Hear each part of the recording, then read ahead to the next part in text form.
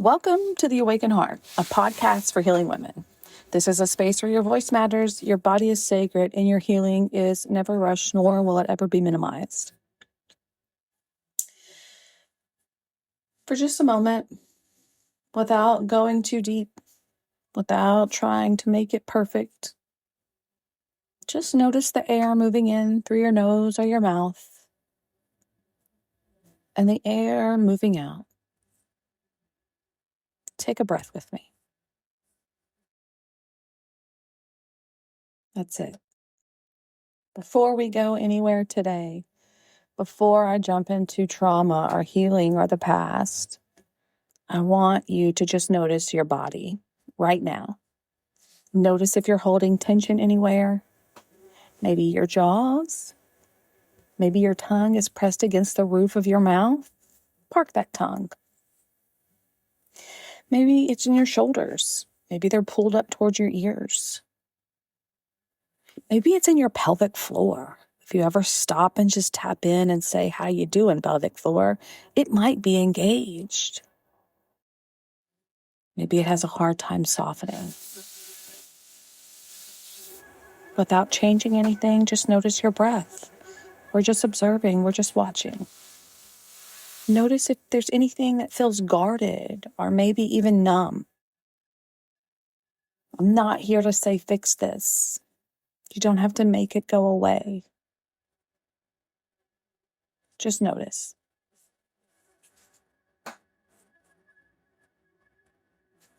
Welcome to Season 2 of The Awakened Heart, a podcast for healing women. I'm so glad you're here. This is Season 2. This season is the healing season, specifically healing after sexual trauma, coming home to your body. I'm Autumn Moran, your host for today, a licensed professional counselor, and I'm here to help you move along this journey of healing after sexual trauma. And where I want to start, where I'm going to stand on, and I'm going to say it many times, because there's something that we need to hear over and over and over again until it sinks into our bones, into your bones. You are not broken. You did not fail. And nothing about your response to what happened means you were the cause of it, responsible for it. And no matter how you responded in the moment, you are not weak and you are not broken. I know that might feel hard to believe right now. I know there might be a voice in your head saying, "But I let it happen. I didn't stop it. I said yes when I meant to say no. I didn't tell anyone. I kept his secret. I put myself in similar situations." All that may be running in your head. We're going to unpack that. We're going to go look at all that together. But for right now, this season is not about forcing healing. It's not about moving on or getting over it. It is about understanding what your body did to survive, and gently and slowly, we're going to learn how to come home to ourselves at your pace, maybe for the very first time. If you're listening and you feel like you're floating or like you are watching your life from behind a glass wall, if you feel like you're functioning but you aren't really feeling, maybe you're just going through the motions, then you're in the right place. You're not broken, my dear. You are in the numb season, and we're going to walk through it together. So I'm going to name the wound, right? The invisible trauma that so many of us have. 1 in 3, 3 in 5. Is that what it is? 3 out of 5 women have had sexual trauma. But sometimes the word trauma makes us picture a specific scene. We picture a violent attack, a clear moment of danger. the stranger in the alley. And yes, that is all trauma. That is real and that is fucking devastating. But sexual trauma doesn't always look like that. Sometimes it's quiet. Sometimes it happens in relationships that look loving. It happens in families, workplaces, spiritual communities. Sometimes it's coercion, pressure, manipulation. Sometimes you're intimidated. Sometimes it's not a clear no. Sometimes your body froze. You said yes, quote unquote, not really, when something deep inside of you was screaming, please no. And sometimes you were going along with it based on your conditioning, your childhood upbringing, the beliefs that were instilled in you, or maybe it's your religious upbringing. There are moments the body remembers even when the mind tries to move on. Moments where something felt off, something didn't sit right. Maybe there was something you didn't have words for. And you froze. You went along with it. You laughed it off to make the tension go away. Maybe you even dissociated, checked out for a moment. You left your body. You went somewhere else in your mind because the reality was too much to hold. And later, something in you whispered, that didn't feel okay. And you could have maybe not even had the words for it when it happened. Maybe it just felt heavy, a fog, a sense that something was wrong, but you couldn't name it. You're not alone. You are not imagining it. So many women carry this heavy burden of guilt of why did I say yes? Why didn't I fight? Why did I let him touch me? Why didn't I leave?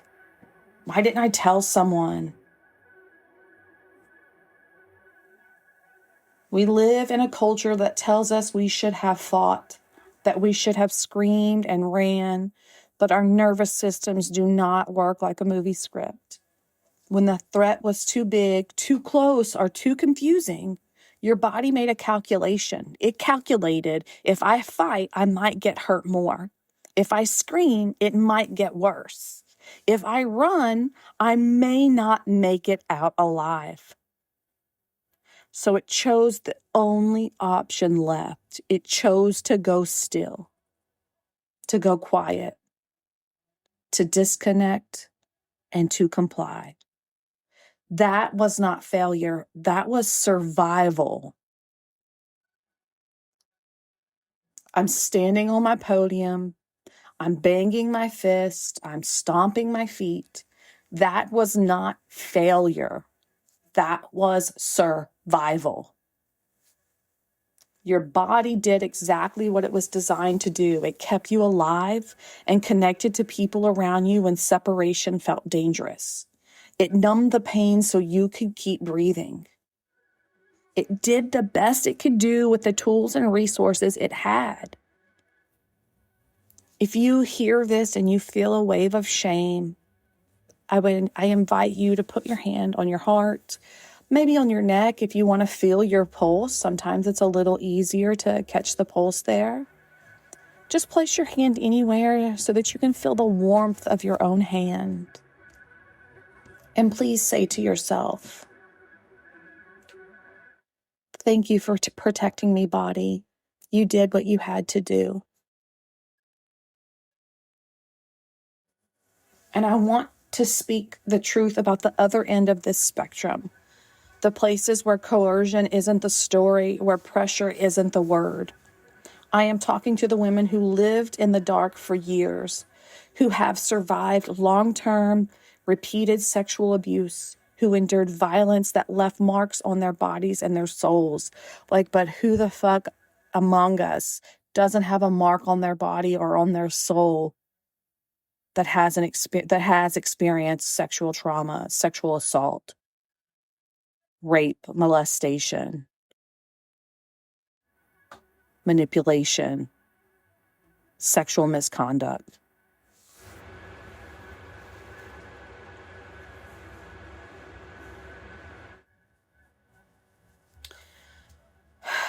But if you were held against your will, if there was physical violence, maybe years of captivity or repeated violation, abuse that started in childhood and never stopped, I just want to say this clearly. Your reaction was not just freeze. It was a total system shutdown. When the threat is this severe, this prolonged, this violent, your nervous system didn't just go quiet. It had to go silent. It had to dissociate so deeply that you might not remember days or years or even who you were. You might feel like you aren't just disconnected from your body. You feel like you lost it entirely. And if you feel broken beyond repair, if you feel like the damage is too deep to ever heal, that is not a sign that you are failing. That is a sign of what your body had to do to keep you alive when there was no other option. You didn't just adapt, you survived the unsurvivable. And I don't want to minimize this, nor do I want to rush past any violence. I want to honor the sheer weight of all of it from all parts of the spectrum. Because just because it may not have been maybe full-on penetration, it still was a sexual assault, sexual misconduct. I was working in a place where I worked, without giving too much away. I was in a place where I worked and I had this man, I was, let's say 18, freshly 18. He had to be well into his 40s, late 30s, 40s. And he stood over me and put his crotch in my face and said something. I couldn't even tell you what he said to this day, but I was like, what? There was no one else around. It was just me and him in the building. Like it was prime time. There was no witnesses. No one's going to believe little old me, right? I said something to the owner. He didn't lose his job, of course. No. Let's not have real repercussions. But he never got near me again. Fucking creeps everywhere. And you're allowed to feel triggered, even if your story comes from something like that to a very violent, repeated coercion, manipulation. Maybe it was kind. Maybe you were younger, he was older, and you didn't know better. It was the safest place. There's such a spectrum of healing from sexual trauma. And I want to honor all that. Because for all of us, coming back to your body isn't just about noticing tension. It's about rebuilding a home that was burned to the fucking ground, maybe before you even had the chance to slay your own foundation. It's about learning that safety isn't just a concept. It's a physical reality you get to claim piece by piece at a pace that respects the depths of what you endured. Sorry, I had a lisp. Whether your trauma was a single moment of terror or years of silence, your pain is valid. Your survival is valid. And your path to yourself to be connected with your heart, with your body, is valid. You are not too broken for this work. You are exactly where you need to be to begin. I want to talk more about the stress response, the trauma response, right? We've got fight, flight, freeze, and fawn. So I'm going to get a little technical for a moment, not to overwhelm you, but to give you some language, because when you understand the mechanism, when you get that awareness, the shame starts to lose its grip. It doesn't have the power over you that it once had.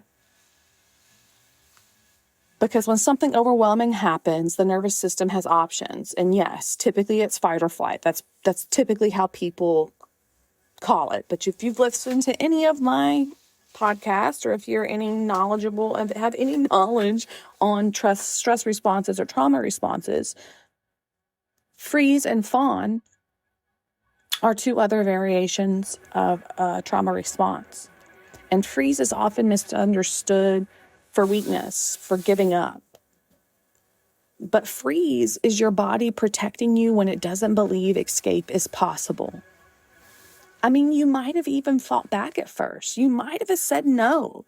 But in order to survive, you froze, and that makes you feel like you said yes.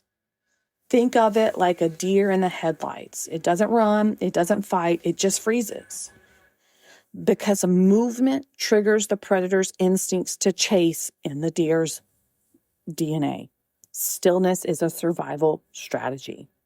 For humans, freezing looks like going still, going quiet, disconnecting, complying, feeling like you are watching yourself from the ceiling, right? Like feeling like your body isn't yours anymore.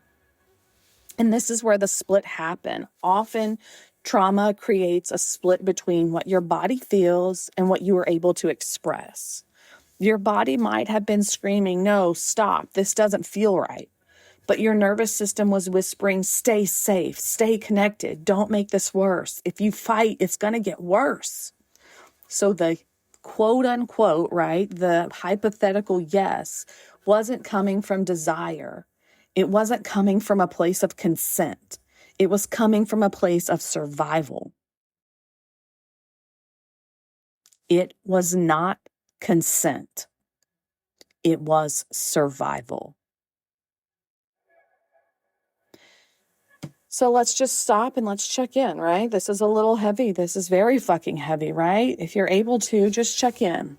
Do you recognize anything, a memory, a feeling, a sensation? You don't have to go into it. I'm not asking you to dig, just notice. Like, okay, I see that. I see you. I see you coming up. Maybe there's some tightness in your chest, maybe some hollowness in your stomach. Maybe that pelvic floor is tense as a motherfucker. Maybe you feel nothing at all, and that's all okay.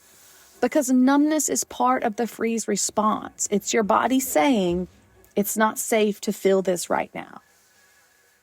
And I understand how heavy that is, how frustrating it feels like a ghost in your own life. How do I heal if I can't feel anything, right? How do I move forward if I feel so stuck? Freeze is not a character flaw. It's a biological response, and it is reversible. It just takes time, and it takes a lot of safety.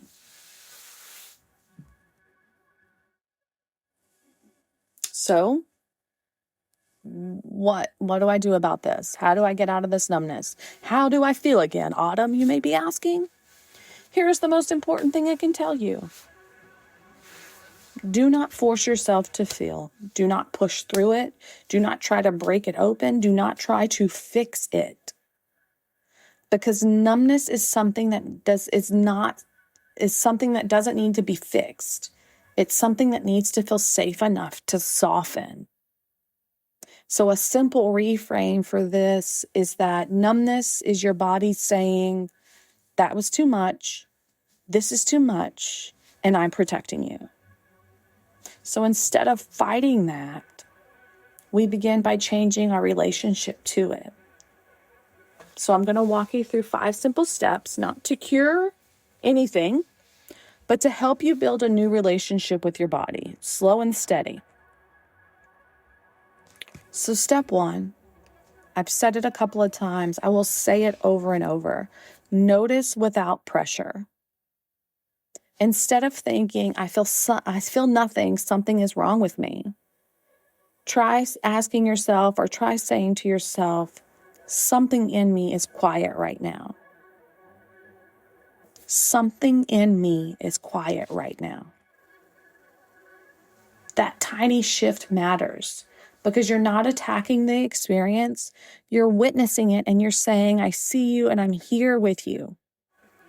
So let's practice. If you can, close your eyes if you want, if it feels safe. If not, then just relax, soften the shoulders, relax the jaws. And notice anywhere that you're feeling numb. Maybe it's heaviness in the chest. Again, it might be in the gut, your limbs, your shoulders, your neck, your jaws, your heart, whatever part of it is, even if it's your whole entire body, my dear, just say to that part of you, I see you. You are quiet, and that's okay. I see you. You are quiet. That's okay. Step 2. Start with the sensation, not the emotion. When you're numb, jumping straight into big emotions is too much. It's like trying to run a marathon when you haven't walked in years. So we go smaller. We go to the body. Ask yourself, do I feel my feet on the ground? Like, put your feet on the ground and really feel your feet. Wiggle your toes. Lift up your toes to engage your arches. Then slowly put one toe down at a time. Or can I notice the weight of my body in the chair? Move around, feel your sit bones, feel your body, feel if there's anything against your back. What are my hands touching? What do I feel? If it's my own hands, feel your skin, acknowledge it.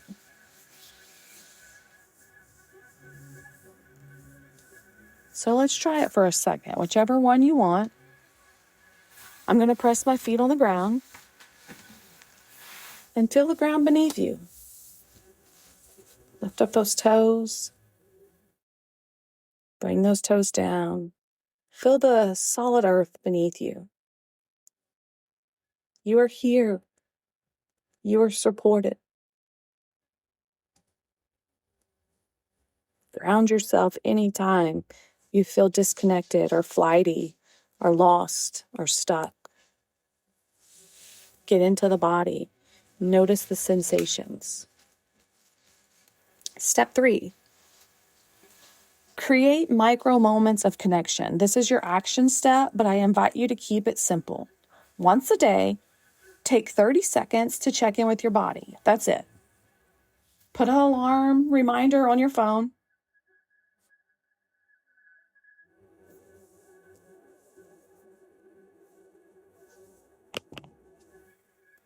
Put it on your calendar, put it on your watch, whatever you need to remind you. But all I want you to do is place one hand on your chest or wrap your arms around yourself and give yourself a big hug. Press your feet on the floor. Maybe wrap up in a gentle blanket. Maybe wrap up in a comfy blanket. Or gently move. Maybe rock, stretch, sway, and just notice what's here right now. There's no pressure to feel anything big. Just contact. Place your hand on your heart or your chest. Let's practice together. Hand on your heart, your chest, your throat, your arms. Just feel the warmth of your hand. Feel the heartbeat. Feel the rise and fall of your breath.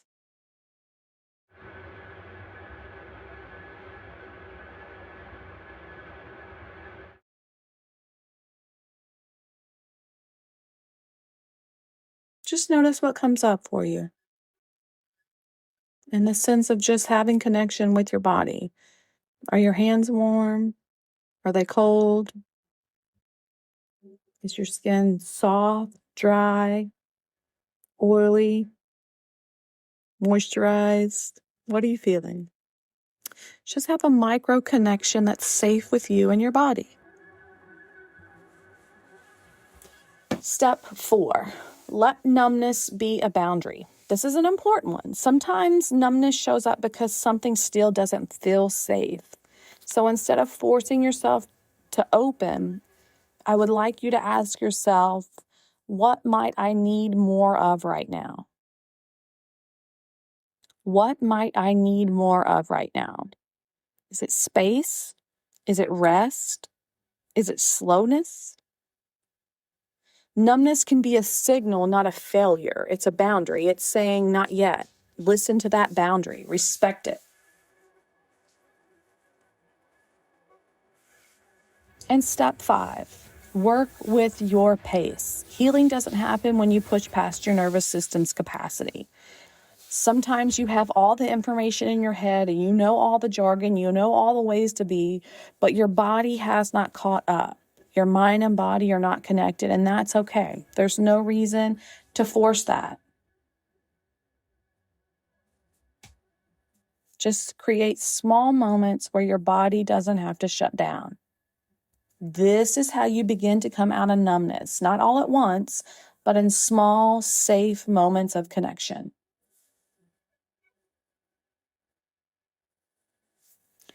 So if you don't understand this, like if we don't understand like our freeze response and our nervous system response, what happens? We carry shame with us that are never ours. Whose shame is that? That is the violator's shame. They should be carrying out loud for everyone to see. But often we ask ourselves, why did I say no? Why didn't I leave? Why did I let that happen? And this season is about replacing those questions with, what did my body need to do to survive? Over the next few weeks, we're going to walk through this slowly. We're going to talk about numbness, rest, grief, silence, and what it means to begin feeling again. Not all at once, but very gently. We are also going to talk about the rage season that comes after the numbness, because once the numbness lifts, anger often comes. And that anger is not something to be afraid of. It is information. It is your body saying, I was hurt, I was violated, and I deserve better. But we're not there yet, and that's okay. We are in the numb season, and this is where we start. And honestly, it is a-okay to feel numb and some rage right now. With the Epstein files and the Rape Academy discovered, it might be hard to not want to rage at every man and woman enabler in sight. But I want you to know that you are not alone in this. There are thousands of women listening to this right now who feel exactly what you feel. I mean, I don't think thousands of people listening to me, but I hope there are double digits, maybe triple digits, quad digits of women that get to hear this series.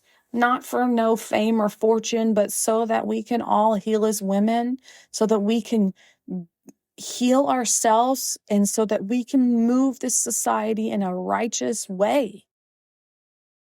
We can take back what has been taken from us. We can reclaim our sense of safety, or maybe, yes, claim it for the first time in a long, long, long time. Because this conversation needs to be happening all the time in all areas so that we can talk about it, so that this is safe to say, hey, someone hurt me and something needs to happen. This society, our world needs to change. I want to be a part of that. I want us to be a part of that. So I'm here for you. You can reach out to me. There are women here who feel the disconnect, who feel the shame, but we're all healing and we're all coming home to ourselves, maybe for the first time. And I want you to as well. This season is a guided, structured healing arc. I'm not just going to talk about healing. We're going to walk through it together. But before we close, I want to bring you back into your body. Just notice your breath. Notice where you are. Maybe place your hand anywhere to feel the warmth. Feel the solid ground beneath you, or the solid instrument of leisure that is holding you up, chair, couch. And just say quietly or internally, I'm here. You don't have to figure this out all today. You don't have to process everything right now. I just invite you to stay with yourself through this whole process. Don't abandon you, because this is where we begin. I'm going to be here every Wednesday and Friday for season 2. Friday's episodes will focus on shadow work, coping skills that are relevant to Wednesday's topics. So this Friday, if you want to dig deeper into this topic of numbness and to work on it, Friday's episode will be a bonus to this and give you some tools, some more tools other than the 5 steps. So until next time, I want you to know that you are never too much. You're never too late. I'm here to help you heal. Reach out anytime. Share this episode with someone who may need to hear this. Leave me a comment, an emoji. Anything you need, let's connect. If you want to connect with me, if you want to work with me, if you want to see all the things that I do, everything's in the show notes. You can find it at the link in the show notes if you want to get to know me a little bit more. But that's it, my dears. May our healing ripple outward to bless the world with happiness and freedom. Take care of your awakened heart, and I'll see you soon.